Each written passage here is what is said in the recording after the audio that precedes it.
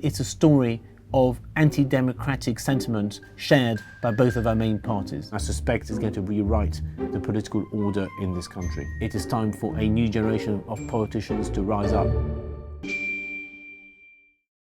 I'm Allister Heath, and I'm responding to some of the superb reader comments on my latest article on the great Afghan data leak cover-up. The first question comes from Michael Stopford. Can we trust any government to be honest with the general public? The answer is no. They are all liars who would not know the truth if it stared them in the face. I cannot remember in my whole 25 years in journalism anything quite like this. This is a scandal for all scandals, where everything meets up.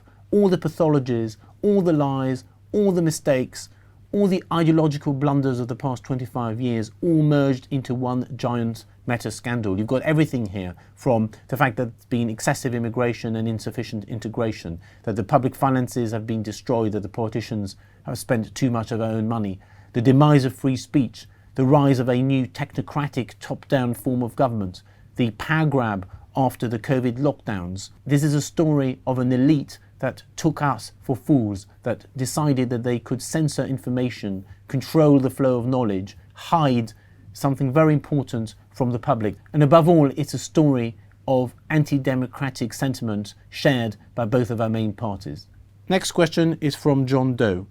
I don't agree they should be allowed to move here, Allister. Pay to resettle them in a stable Islamic country nearby. Well, the question here, of course, is which stable Islamic country? There aren't many.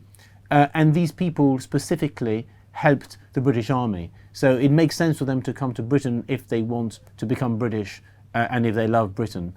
And I think a lot of them do. British soldiers who served in Afghanistan are very, very complimentary towards those Afghans who fought beside them, those Afghans who were their translators or their bodyguards. I think we should separate the real problem of far too much immigration with the question of should we help a few thousand Afghans who helped the British Army, put their lives on the line and so on. And I think we should do that. But I think these are two separate issues. The next question is from John Venning. A hard-hitting article, but what suggestions do you have as to how matters can be reversed?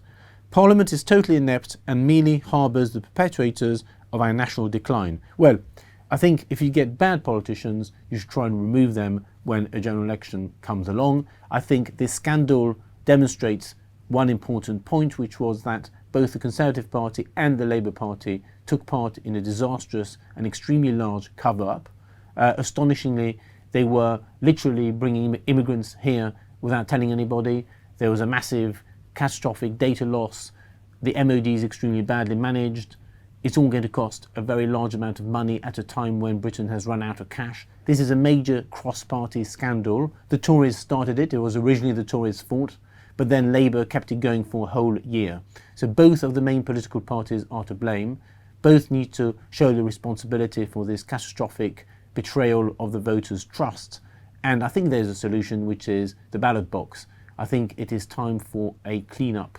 It is time for a new generation of politicians to rise up and to replace the broken old bunch. The next question is from Thomas Craig. So if the old order died, are you backing reform?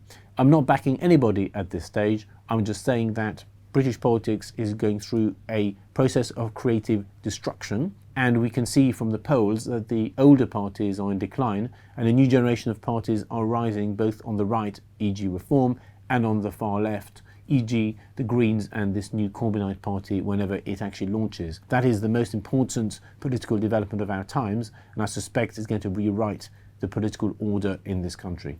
That is all we have time for today. Thank you to all our subscribers for your comments. Keep them coming and we will try and respond to as many of you as possible.